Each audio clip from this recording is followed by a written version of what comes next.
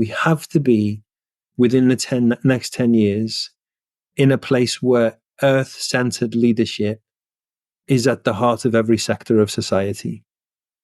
We have to be in a place where the people guiding, supporting, stewarding human progress have a sense of qualities that sustain life, capacities to support whole systems, to help life thrive. And then so we need to help a whole load of people who are already doing it, grow their work, be in those positions. But then I think the other thing is, it's to cultivate a culture where we feel like we're part of nature, like deeply, genuinely, authentically, just rekindle that sense that we belong to something that is just extraordinarily special. We are on an adventure to unite the stories and solutions of the pioneers, creating a better future for all. Together, we will journey to every continent, every country and community, and ask the question, what is the future you dream of? We will explore the blockers to us getting there, and we will ask, what will it take? What do we need? What do you need to create a future where we all thrive in balance and harmony with nature and each other? In this episode, we welcome Andreas Roberts, founding partner for the BioLeadership Project, a place where a new story of leadership is growing, working with the rules of life, cycles, connection, regeneration, reciprocity, and love. The vision for the BioLeadership Project is to help a global ecosystem of people to grow this new story all over the world. 5 kinds of BioLeadership story are redefining human progress. The work is about helping these stories connect up and grow. There are new forms of purpose and progress connected to nature, new organisational forms that work like nature, new ways of working as ecosystems inspired by nature, new regenerative models of organisation and society, and new cultures that reconnect to nature and the web of life. Andreas, Ella, and Javi believe that to grow new forms of leadership, we need to grow new forms of knowledge. And to navigate complex and urgent times, we need to cultivate human capacities for resilience, connection, adaptability, systemic awareness, and care for things greater than ourselves. BioLeadership is about working with nature to grow these qualities as individuals, communities, businesses, and society. This is a rich and emotive conversation. Listen to the end to hear an exploration of nature and a desire to rekindle that worldview of nature as our home as well. Let's get into this.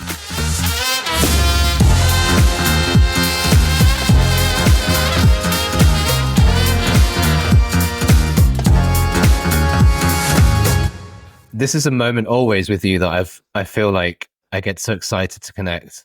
And I was thinking before about, I've got to have this proper introduction for Andreas where I share, about him.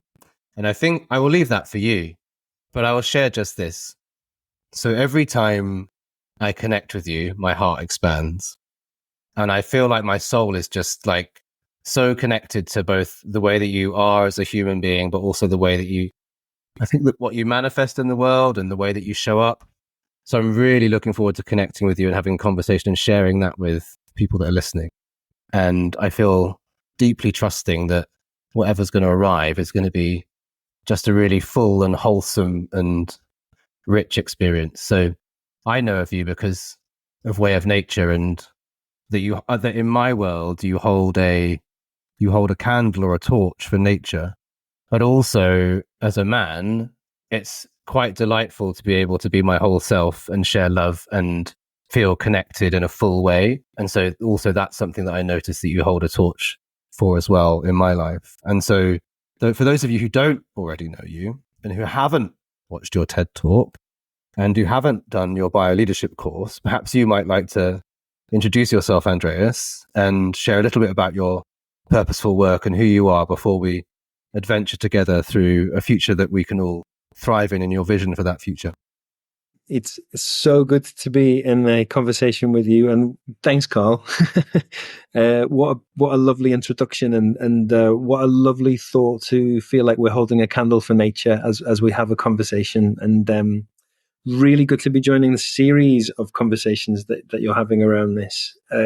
Yeah, by way of introduction, I've been working with ideas of how human progress could be better. And I think maybe for going back 20 years, I was thinking of questions like how can we do good things for the whole? I was very interested in responsible social enterprise and social innovation. And at the same time, asking questions of how can we bring more playfulness and being human into how we grow as human systems. And then a good 12 years ago and more, all of that work became about nature. I had really beautiful experiences in nature myself. I did a program, I did a master's which gave me words and language to explore the idea that as humanity, we've come so far away from a sense of connection and being a part of nature, and that all of our systems, cities, governments, businesses have been developed from this place of disconnection.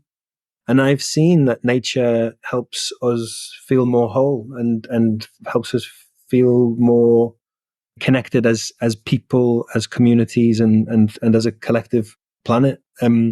So my work, my purpose, and the work that we do with the Bioleadership Project is about saying there is a different narrative of human progress that comes not from a place of disconnection to nature, but that works with nature, and that works with principles that give life and sustain life.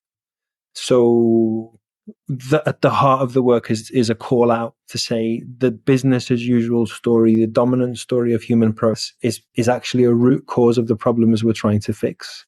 But a new story of human progress is emerging and growing in lots of different ways around the world that cares for all people and all of life. That's the goal. There was a moment where I felt like your people just became very aware about, you probably knew about yourself. In fact, I'm sure you knew about yourself long before this moment. But there was a moment where I think people became aware of you and you sort of, I was around about the time of your TED talk, certainly when I became aware of you, but I think there was many more people than I. And maybe that was an alignment as people started to recognize and feel aware and then look for that leadership and look for that sort of those people that were pushing forward in that space. Would you like to talk a little bit about what you shared in that? I think it feels helpful to sort of give us a little bit of a sense as to that. Or even speaking just to that moment as well, I think that probably was perhaps even a shift for you in that moment. I don't know. It'd be interesting to sort of explore that. When we set up the Bioleadership Project, which is about 6 years ago, that would have been 2 or 3 years before the TEDx talk, I found myself saying, I feel like it's time to do something which validates a different form of leadership. And actually now, 6 years on, that feels a little, we've leapfrogged that moment. It actually feels like there are so many people beyond early adopters, much more in more everyday on the street ways saying, yeah, of course we should be doing things with nature. Of course we should be doing things to protect life. So it's no longer a sort of silly or a wacky thing to say. But I do feel like going back to a moment 12, 13, 14 years ago when I started to bring nature into the heart of what I was doing, it did feel like, okay, what's the truest thing that's needed? That's what I was kind of working with. What's the basic truth? And I found a way of framing for myself. The truth is that the basic cookie cutter that we have as humanity is the thing that leads to destruction. What I mean by that is that the forms through which we work, the forms through which we grow our systems lead to the shape of the system. That's the cookie cutter metaphor, right? So we could have a Christmas tree cookie cutter. It doesn't matter if we change some of the ingredients, we still end up with a Christmas tree shape. So I was really interested in right, we've got to change the form. Another way of saying it, and we can do it in different ways, to paraphrase the Albert Einstein thing, if we carry on working at the same level of thinking, we're going to see the same results. So for me, a massive change or a shift was, right, we've got to change the form. We've got to change the way we do things to see different outcomes. And through my own experiences with nature, both for myself, but guiding people, I thought, wow, there's something about the experience of really reconnecting with how nature works, with how life works and flows, that changes the how. It changes the shape, the model beneath the content of our work. And so all of that thinking and all of those experiences were sort of there when I, at that moment when I sort of did the TED talk. But at that point in time, I think was also you look around, in a global way, you look around the planet, and I just think it's so exciting that there are so many kinds of story where people have felt the same thing, and from different sectors, different backgrounds, education, architecture, finance, people are saying, yeah, this is wrong, this doesn't work, the cookie cutter doesn't work, we need something different. And now, in the 6 years since we've had the Bioleadership Project up and running, I think one of the things that shifted is that there's just a huge sort of, I don't want to say critical mass because it suggests there's a center point, but there is energy in many places now of people courageously saying, we don't have the answer yet, but we're going to have a go at something different because the thing that is business as usual is broken and it doesn't work anymore. I love the way that you chose some words and then chose some other words. Yeah, we were saying that's part of where we're at, isn't it? We need new language. Yeah, I feel like it's really, the language is it's so present for me in terms of how powerful it can be and the way that it makes us feel when we receive words or share words, and I feel it feels similar to the way that we feel when we're in connection with nature. And this sort of sense, it's more of a full sensing. So I always really fondly remember sitting on the riverbank or by a pond and just being present, watching dragonflies dance over the water and water boatmen skipping along, and where time stands still and you feel very present, you feel you feel connected to what's around you. And I feel words also have the power to feel connected with each other, but also a feel of sense of connection. And we're talking to Michelle Holiday yesterday or the other day when we recorded with her about the age of thrivability. And it weaves in with what we're sharing here. It's like feeling, and I sort of want to say thinking, but I think we've done too much thinking. We've thought about how to make things in the way that we want to shape them, to your point, cookie cutter. So now it's sort of feeling like arriving in a sense of feeling and sensing and being.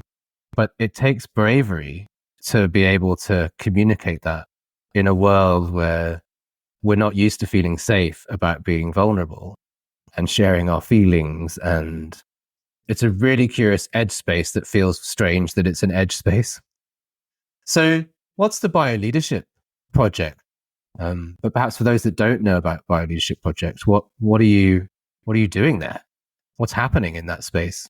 Great. Yeah, no, I'm happy to paint a picture. I suppose at the heart of it is an inquiry, a question, which is, and in the context of how topsy-turvy the world might feel, and in the context of the fact that we have to change so much of what we've become accustomed to over decades and centuries, maybe, and help something different emerge. And in the context in which there is no easy answer and no easy path to finding that new world, maybe the best thing we can do is hold it as a question, and a really rich, inviting, creative, seductive question that means you can't resist but want to work with it, right? So maybe the question we have with the Bioleadership Project is how do we change the way we lead our lives and the way we lead our work by giving life and by protecting life more than taking life? How do we change the story of human progress so that it works with nature and sustains nature? That's at the heart of it.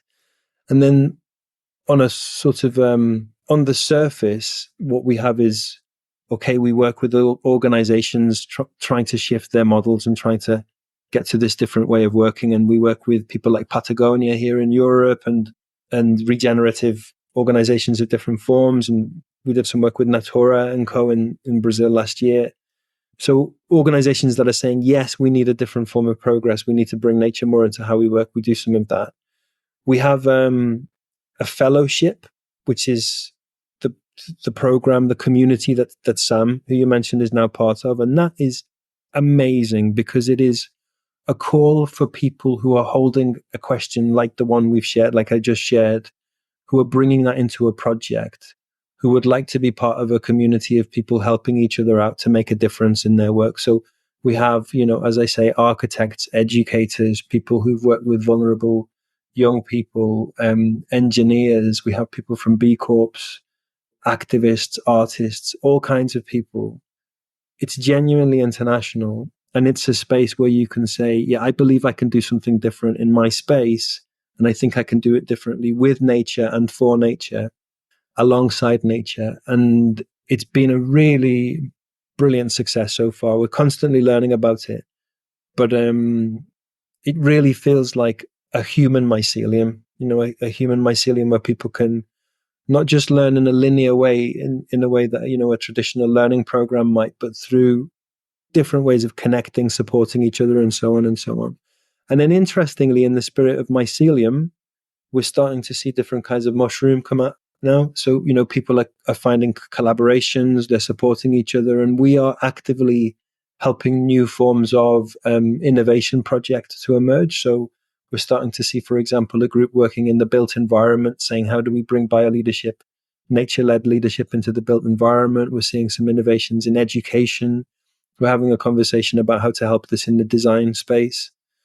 But the whole thing, I mean, I've already used the term, but the whole of the bioleadership project for me is, okay, how can we be the best possible human mycelium, the best kind of network that dynamically supports and helps people to support each other, work towards that question of what's a better form of human progress that works with nature.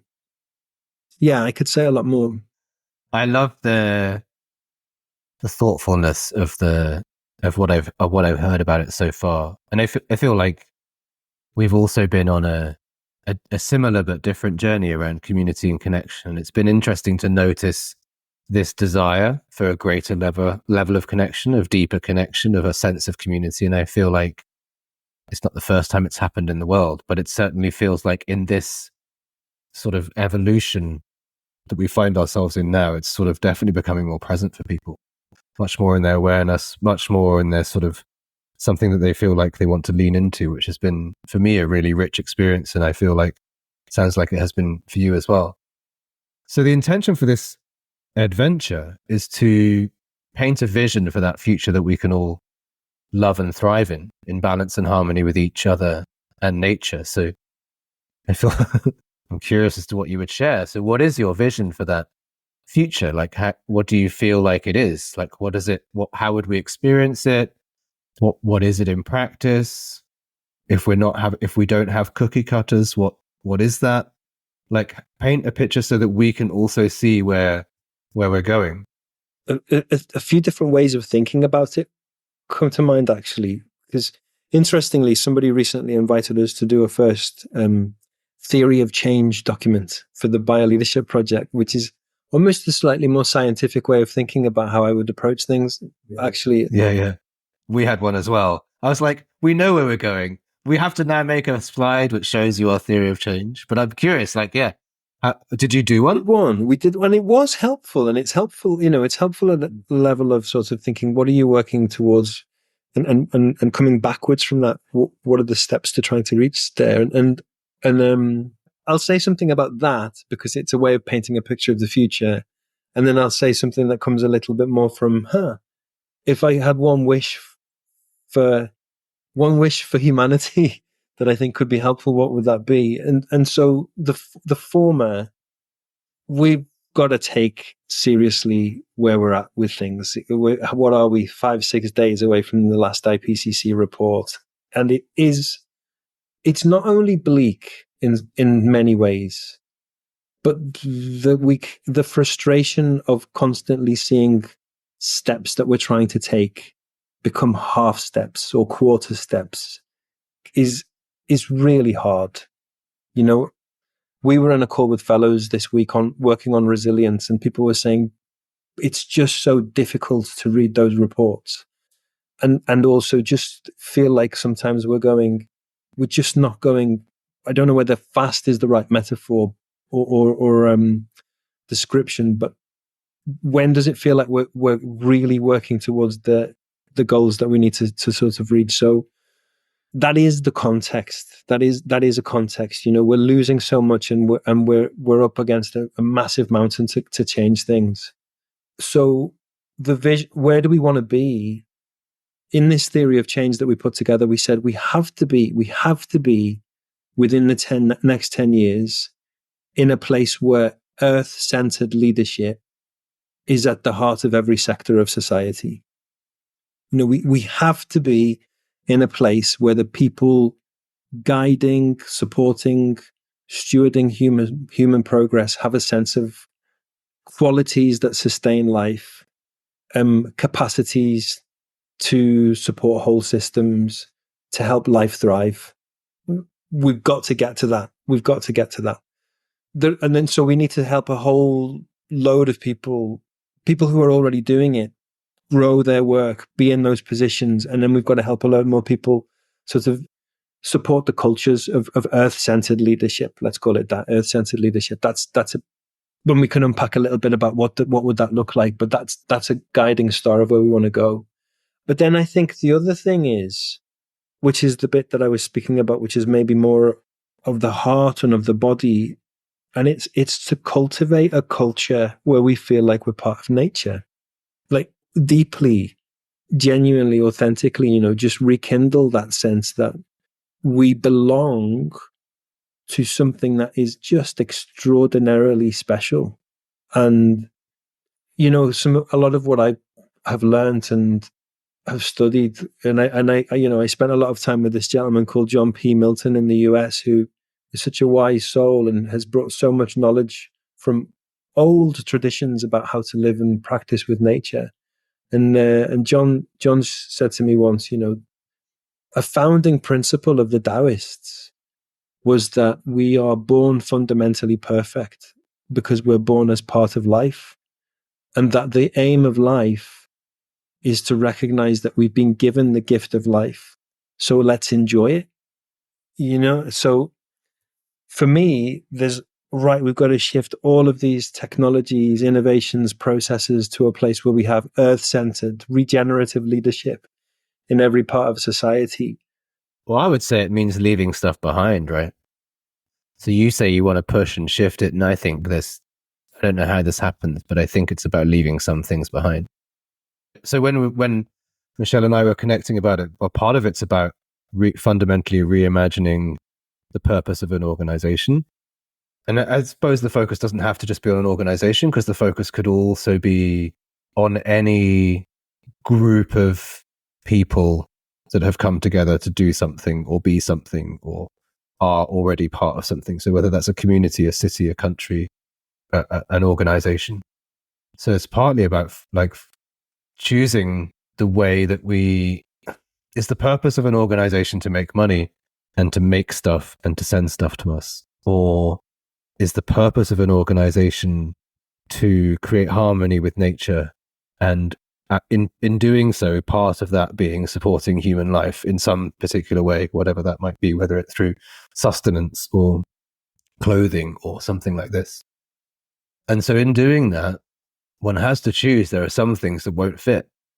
But I guess if we look at the blockers, and it's not always if we look at the blockers, it's just people don't want to leave things behind. Some people don't want to leave some things behind.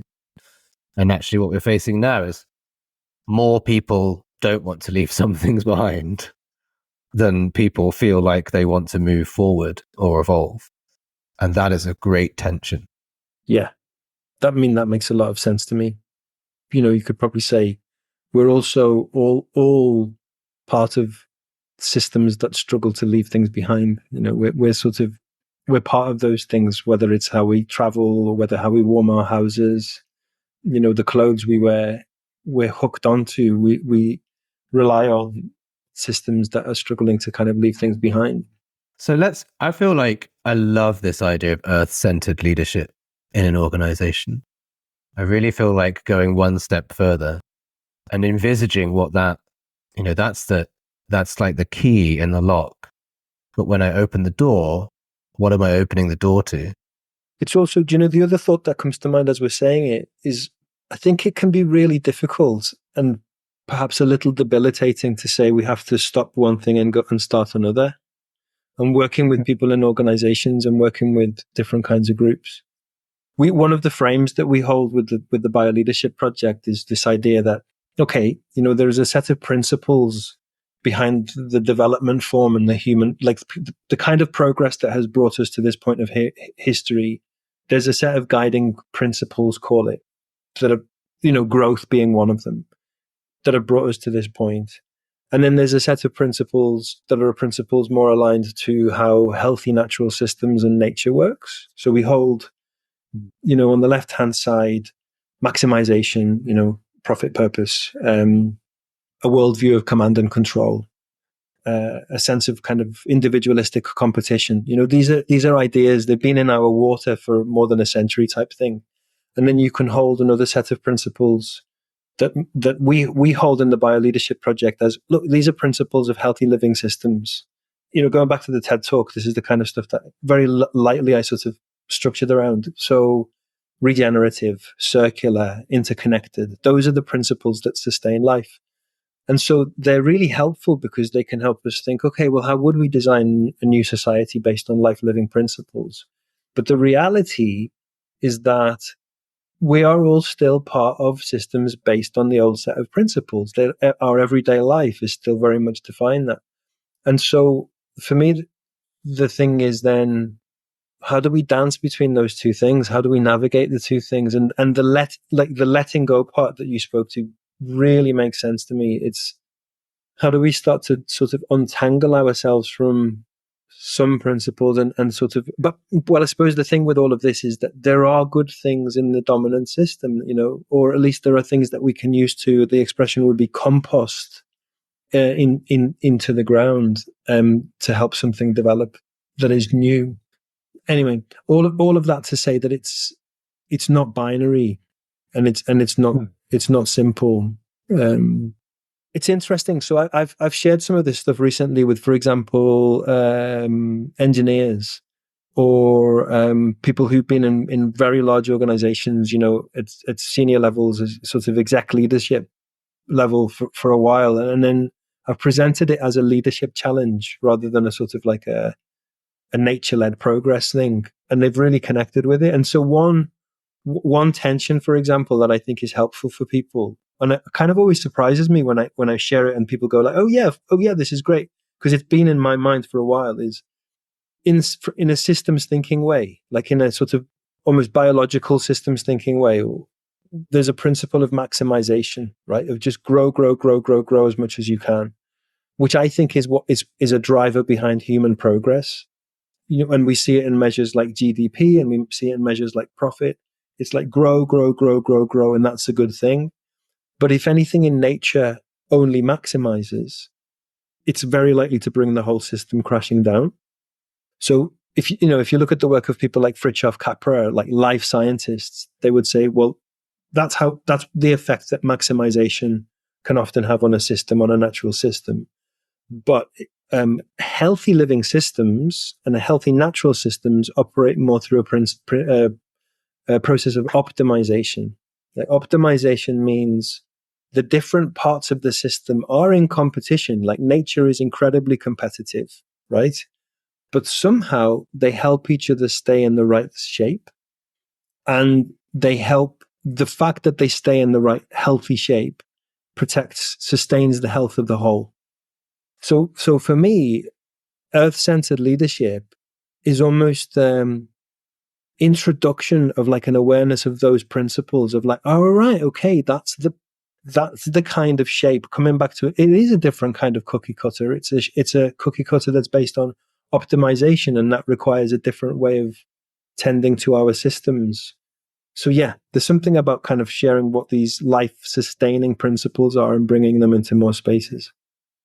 Often hear people say, oh, well, market forces will, I don't know, I guess sort it out or something. I don't know if they'd exactly say that, but they say, we'll leave it up to the market. And in a way, we've created this system, which is the market, whatever that is. And that does in some ways solve. So in the same way that a ecosystem or a biosystem keeps itself in balance, in some ways, the market does.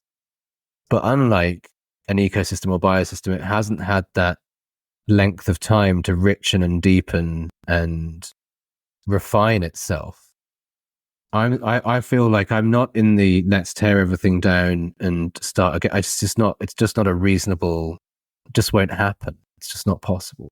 But I'm definitely in the let's evolve everything. And I feel like there's parts of what we're exploring, which is, and I guess something like a B Corps might do that, or these frameworks or these ways where we're looking at, okay, well, we've choosing profit maximization as our primary sort of pillar of focus. And now what we're asking ourselves is there a different way of having and holding the system, of it interrelating, of it being, and I think I know what we're arriving with is it's now about sensing and feeling and layering in natural and human principles, as you mentioned, life systems or life principles.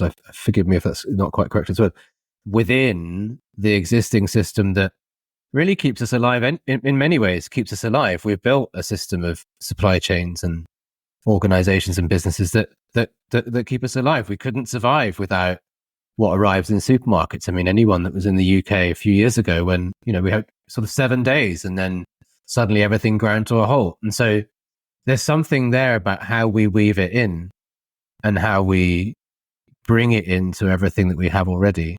Yeah, the thing that came up for me as you were speaking was it'd be really good to just sort of lay all the cards on the table and say, where are we at? Let's be honest. and then so how do we adapt from here? Well, the thought behind that was, so I've been looking a little bit at externalities, through its processes, through its behaviors, like production patterns. A business will also do things that ultimately cause harm to nature or to systems.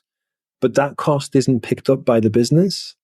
And I mean, I know a lot of people listening to this and to your podcast will know that already. But on the way in here today, or before arriving at the office here where I'm at, I was listening to just today on the radio, sewage in the rivers in the UK. It's atrocious, the state of the rivers in the UK. And who picks up the cost of the waste going into the rivers? That's not being picked up. If you actually costed out externalities in terms of businesses, the profitability of businesses would be completely different. Well, so wouldn't it be great to lay the cards on the table and say, currently at the moment, this is the actual cost of you as a business to society, to the planet.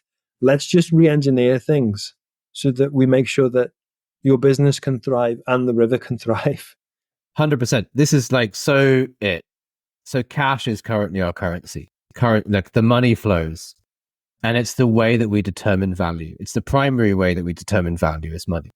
And what I've noticed in the last, for better or worse, whether we like it or not, it's the thing that rules everything because it's the thing that sustains life. We haven't yet got another way that we can do it. And it's great to see some people being able to do it without it, but actually it's quite difficult for most. And so by aligning a true value, which we're not the first people to think about this, triple bottom line approaches that. But what I've noticed is that without something being absolute, it just won't happen. So it's not enough for us to say, oh, it would be a good idea if we aligned with nature and valued nature in the appropriate way. Actually, you need to get right into those levers. You need to create momentum of a movement in an intentional way. You need to bring all the different influencers and activators and decision makers together that could implement all the different steps that you need to do to be able to get that to work. I think that's fundamentally really rather difficult, especially when you've got GDP being the primary driving global metric. But I do very much feel that, like what I think it's similar to what you're saying, like aligning true value of nature more clearly to our commerce is the only way really to, it's like you're saying, I'm going to align market forces with the ecosystem or something close to that. Not exactly that. But, and even hearing you sort of play it back, it makes me think, you see, you could argue that the way that business happens is a lie. I've never said that, even to myself, but if you actually fully accounted the cost of harm to the systems that business relies on. Yeah, it's totally. So if you look at the football industry, for example, that's the one that I follow football so closely. I love football for some reason, and I love the politics and the finance of it. But it's so Machiavellian.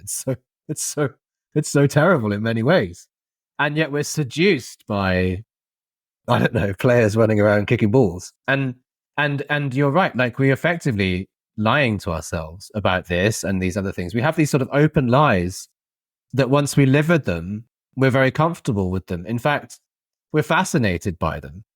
These strange lies that are corrupting the very fabric of society. It's so curious, isn't it? Well, we go along with the story, don't we? So for me, the coming back to the sort of notion of earth-centered leadership, there's something about Yeah, great. Well done. you know, being an Everton fan, football is a very slippery slope for me.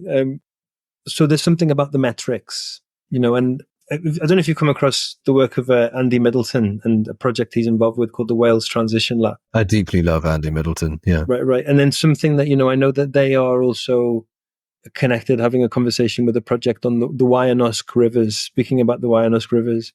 And so, the kind of thing that Andy does is say, if this Wyanosk Foundation are working on the well-being of, working across sectors, the well-being of that ecosystem.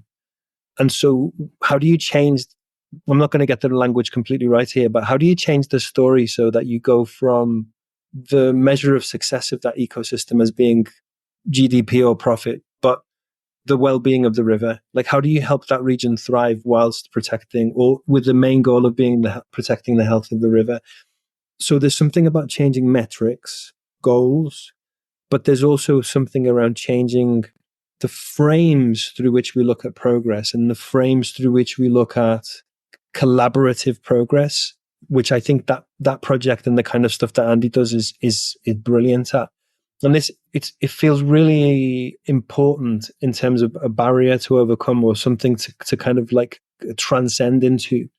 It's linked to Christiana Figueres, who of course was involved in and so influential to the Paris Climate Agreement.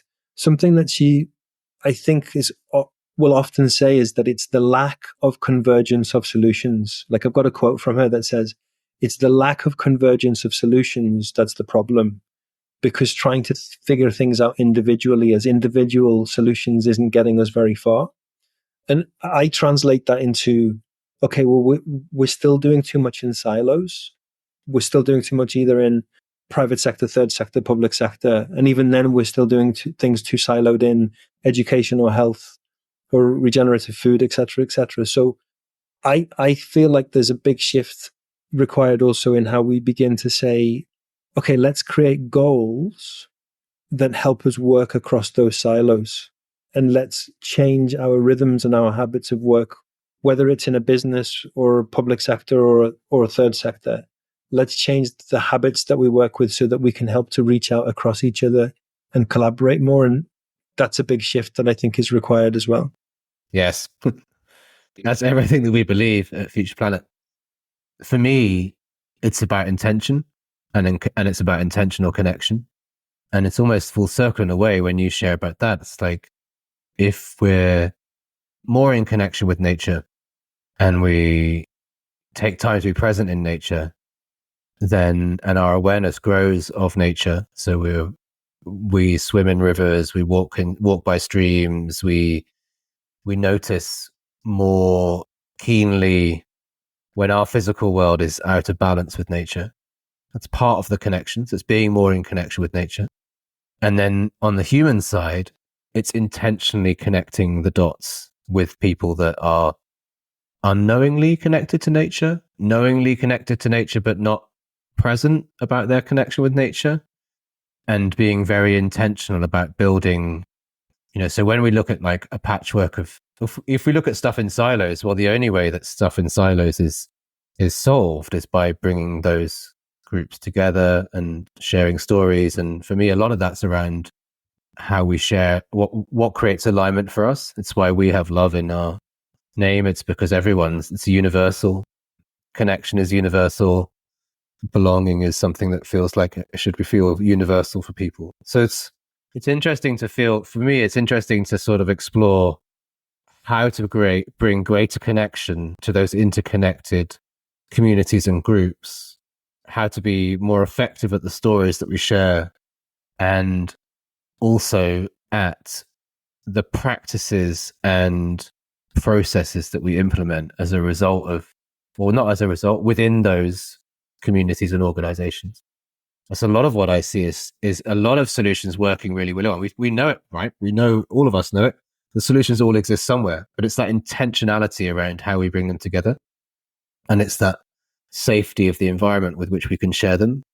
That's when I feel like we can start to approach pollinating it in the way that we feel like we would need.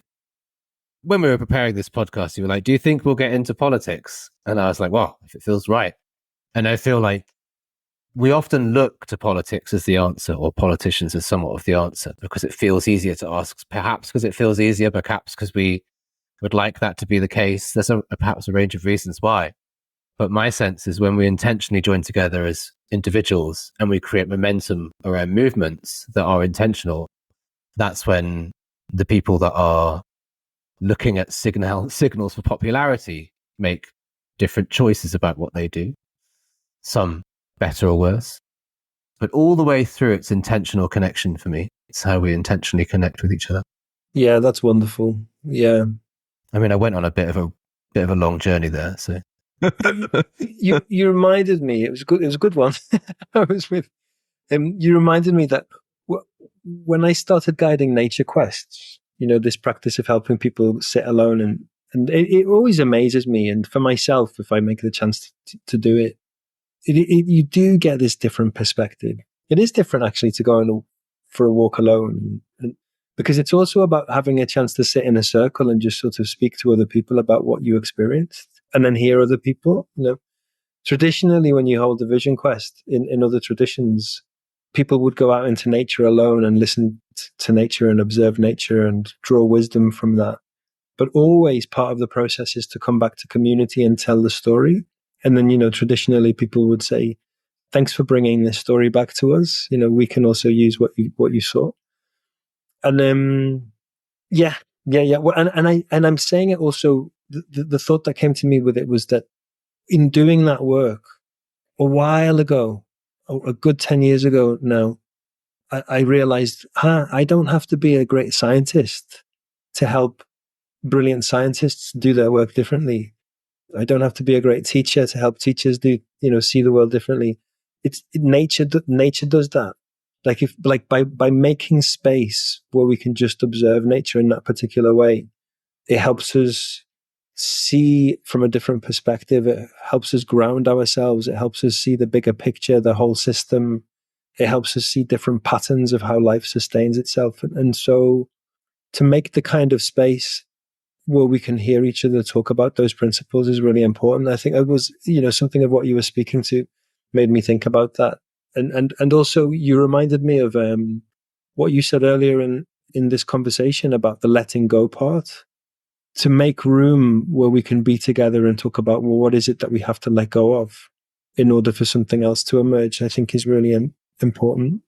We're doing work with funders at the moment, for example, saying how can we help funders collaborate more effectively to support economies in service to life. And we've put a lot of emphasis on, well, what must we let go, to help something different emerge. As you said earlier, maybe it's trying something different, maybe it's moving something forward, but actually there's a lot of letting go that has to happen. And in this instance, for example, letting go of attribution, letting go of the idea that there's going to be a result here that's directly attributable to an individual or an organization. And I think time with nature helps all those things. When you're in nature, you need nothing than what you have, right? It's actually very liberating. So last year, when we hosted our 10x Impact Climate, we had a session on environmental justice, and it was just a drop in an ocean, but it felt like an important step, and it's something that we've been bringing closer and closer to the heart of what we've been doing and how we've been convening. And one of the elements that really resonated for me in that event, we had a lady from the Filipino farmers movement join us. And it was the distance, I think, in terms of world and world experience, that was the starkest. And it feels, as we weave together this story that includes everyone, I'm interested in the edges. Like, for us, it feels easy to imagine, I'll just pop in my car I don't have a car, but I would hire a car and go into nature, or I just pop out for a walk and go into nature. And our relationship with nature, if we're reasonably socially mobile, is so much easier than so many others. And so I wonder about that.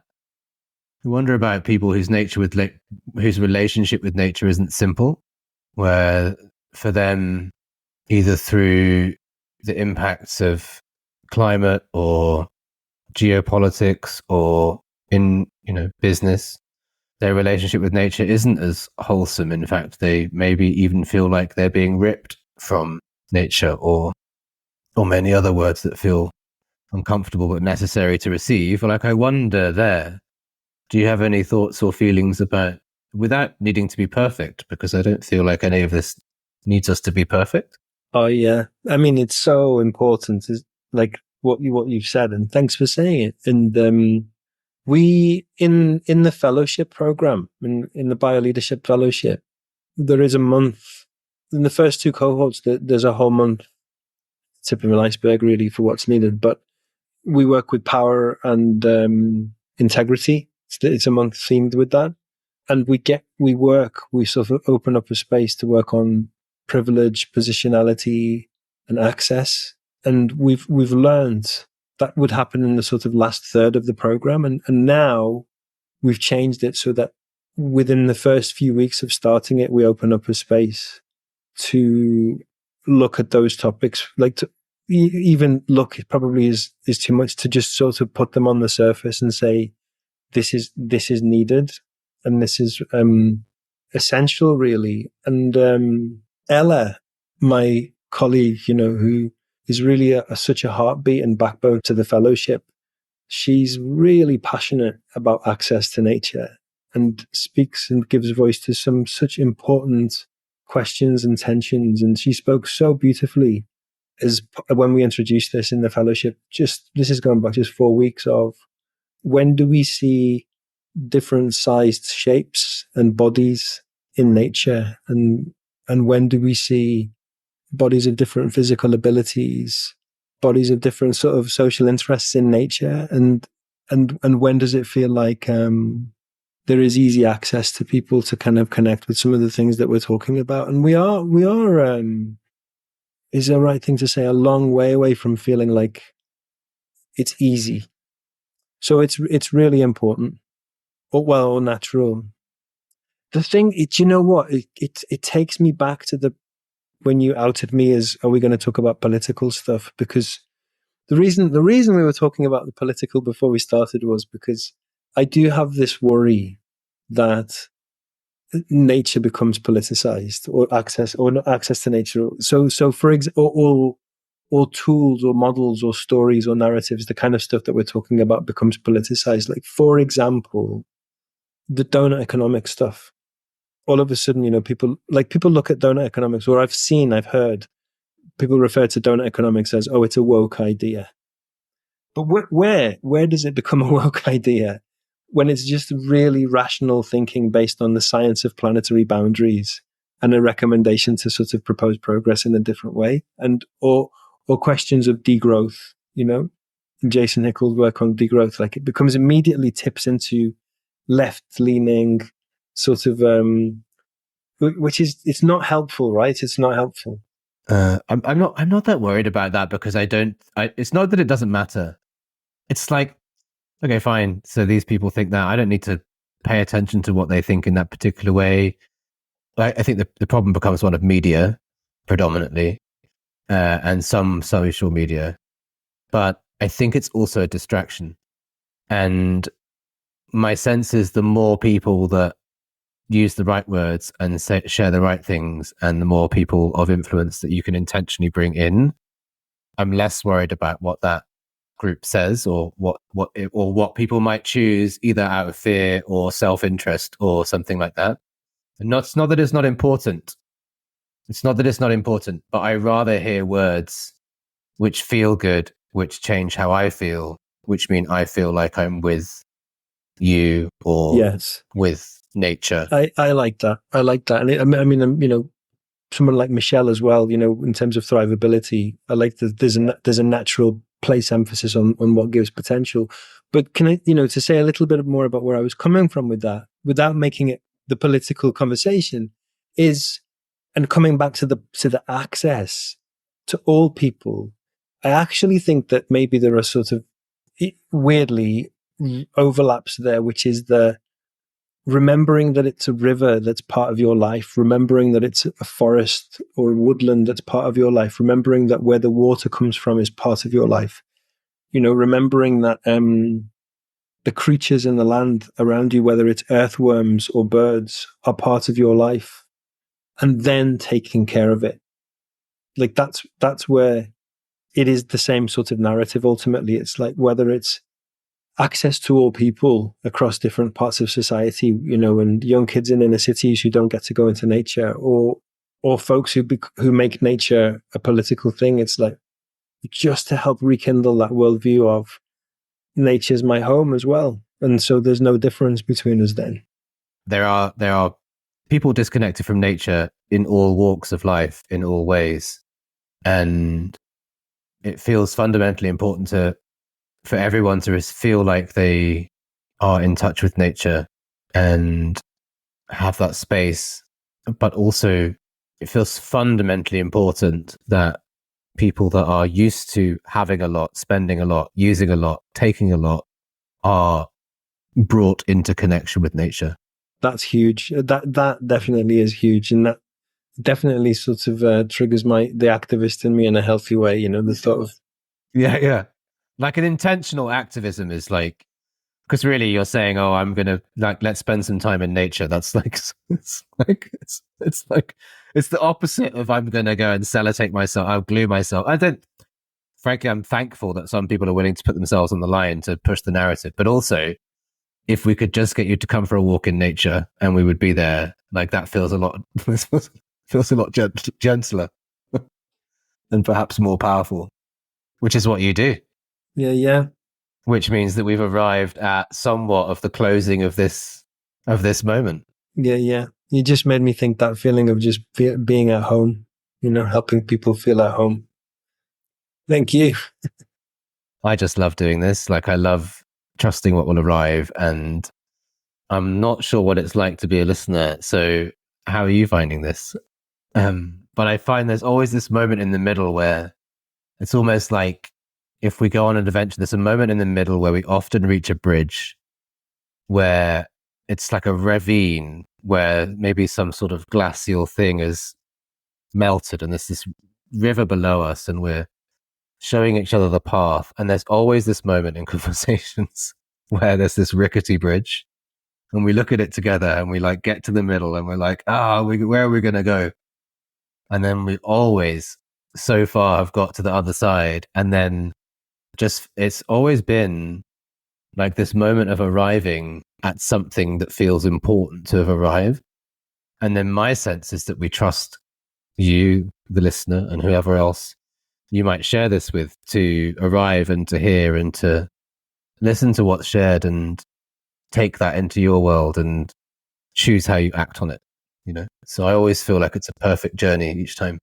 Amazing. There are so many layers to it, aren't there? So it's finding the wavelength that feels most useful. And I love the touch points as well. And the invitation is, there's two people that, you've reminded me about Andy, for example. It's like, okay, where next? Like, I'm very curious about where next.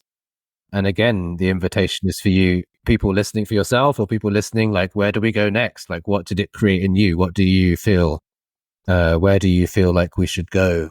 What arose for you? Like, I would love this to be very much a co-creation where when you and I, for example, Andreas, join it, others join in with us, others play their part in the story, others play their part in contributing and sharing. So, well, that's really cool. Yeah, it's fun. It's going to be really fun. Looking forward to it. Oh, very good. Very good. Please like, rate and share this widely on your social channels. The more people that we can welcome to join us on the journey and support the change makers we champion, the faster we can combat climate change, battle biodiversity loss, and co-create a future we can all love. Where do we go next? What questions did this spark for you? Would you like to know more about a particular topic? Who shall we adventure to? What shall we ask them? Where shall we go? What shall we build? How shall we do this together? Do you have any questions or comments? Join the Future Planet community of action at futureplanet.love to sign in, sign up, and get involved. Together, we can.